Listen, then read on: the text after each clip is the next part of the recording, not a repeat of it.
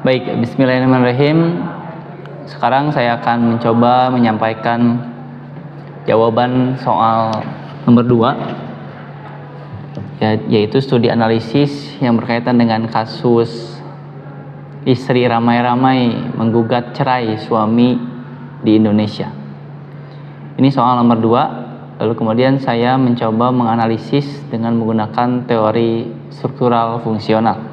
Kalau tadi di soal pertama saya menyampaikan ataupun menganalisis dengan menggunakan teori konflik dari Rafdhayanov dan juga Collin.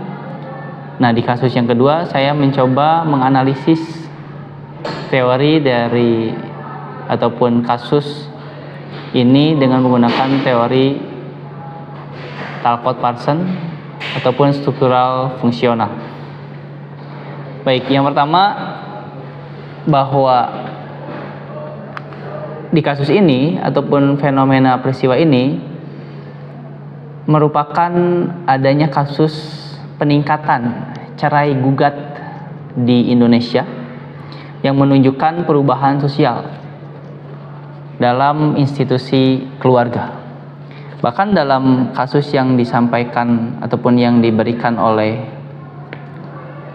Dr. Dede ataupun dari Pak Dede, itu ternyata dari data BPS itu ada beberapa penurunan, bahkan mungkin ada beberapa kenaikan.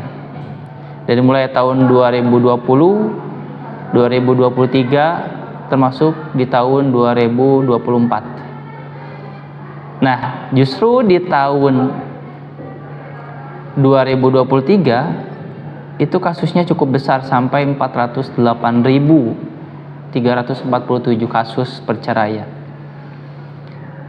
Sedangkan di tahun 2024 mencatat ada 308.956 kasus cerai gugat atau sekitar 77% dari total perceraian.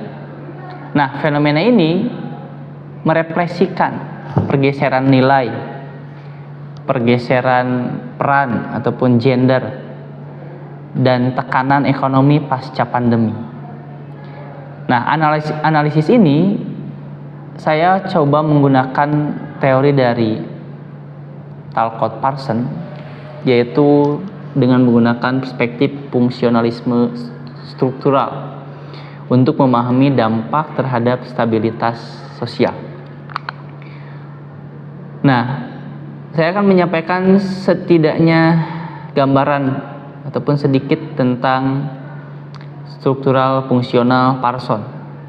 Kata Parsons, masyarakat merupakan sistem sosial yang terdiri dari bagian yang saling tergantung satu dengan yang lainnya, saling terkait satu dengan yang lainnya, sehingga dalam struktur sosial memiliki fungsi tertentu untuk menjaga keseimbangan. Jadi dalam sebuah struktur itu ada beberapa bagian yang saling terhubung, yang saling terkait satu dengan yang lainnya, bahkan memiliki fungsi masing-masing dalam struktur tersebut.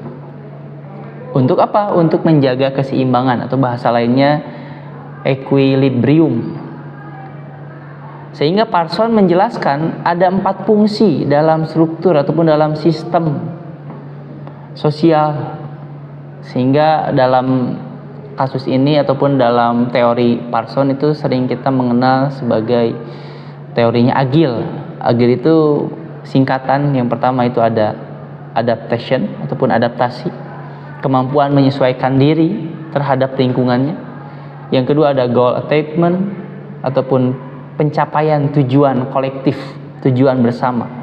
Yang ketiga itu ada integration ataupun menjaga koordinasi antara satu fungsi dengan fungsi yang lain sehingga memunculkan tadi equilibrium ataupun keseimbangan dan keteraturan sosial. Dan yang keempat, L-nya itu adalah attention, pelestarian nilai dan motivasi sosial.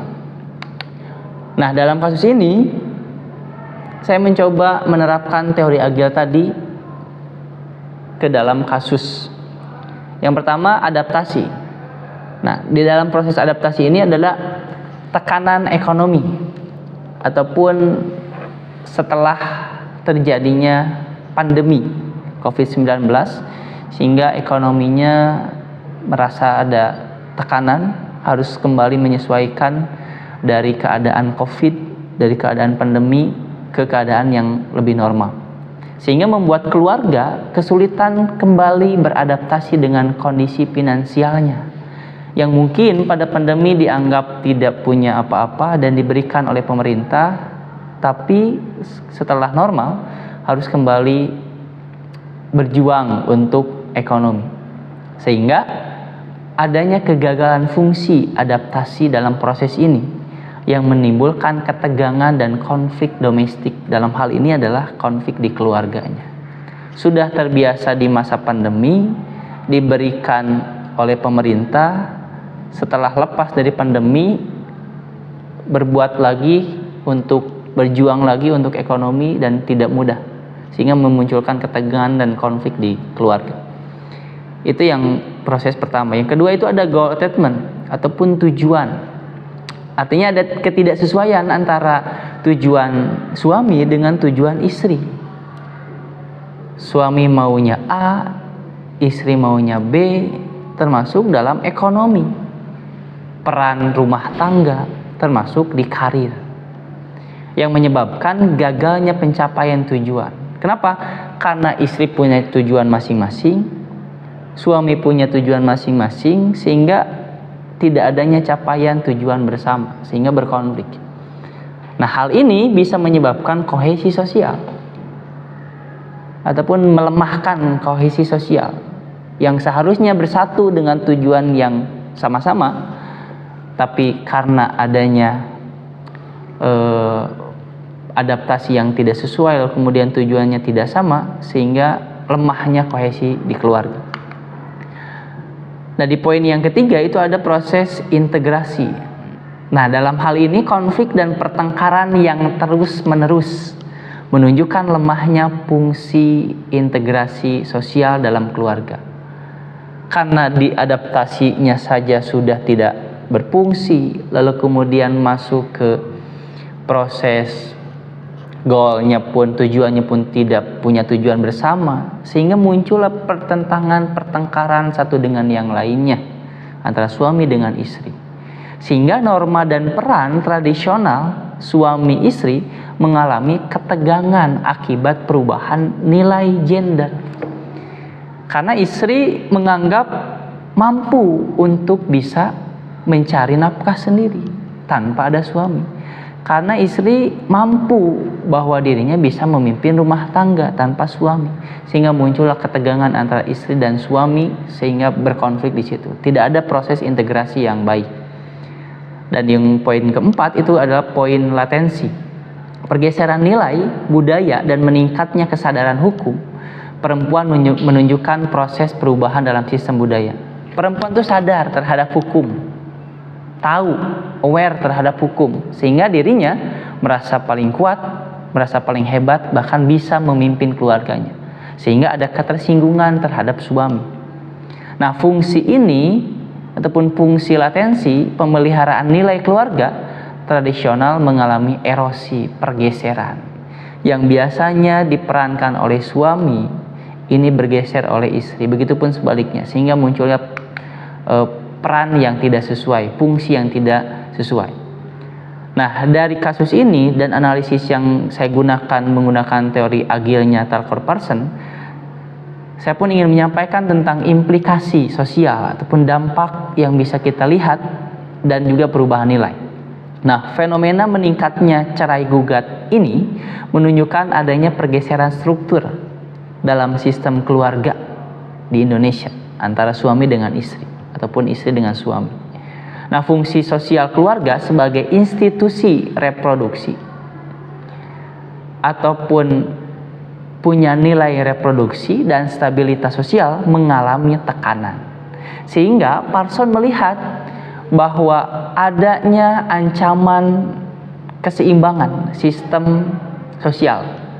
Namun, fenomena ini juga mencerminkan adaptasi sistem yang tidak sesuai terhadap nilai kesetaraan gender dan modernitas, sehingga implikasinya bisa berdampak pada seorang istri ataupun seorang suami yang tidak memiliki fungsi yang maksimal dalam keluarganya. Nah, saya pada kasus ini dan analisis ini dapat menyimpulkan kurang lebih 3 kesimpulan.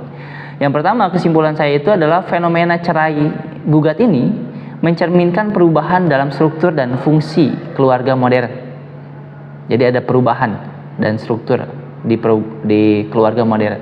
Yang kedua, teori Parson ini menjelaskan bahwa adanya ketidakseimbangan fungsi agil antara tadi adaptasi, tujuan, integrasi, dan juga latensi, sehingga mengganggu keteraturan sosial termasuk di keluarga. Dan yang ketiga, meskipun dampak ataupun tampak sebagai disfungsi, fenomena ini tetap memiliki fungsi ataupun bentuk adaptasi sosial. Jadi fenomena ini juga dapat dipahami sebagai bentuk adaptasi sosial dari pandemi, pasca pandemi, dan sekarang di era yang modern. Mungkin itu saja jawaban yang bisa saya sampaikan di soal nomor 2, analisis Starkott-Parson teori struktural fungsional terhadap kasus gugat ataupun perceraian yang marak ada di Indonesia. Sekian UTS yang bisa saya sampaikan, mudah-mudahan bisa menjawab ataupun bisa menganalisis secara maksimal. Wassalamualaikum warahmatullahi wabarakatuh.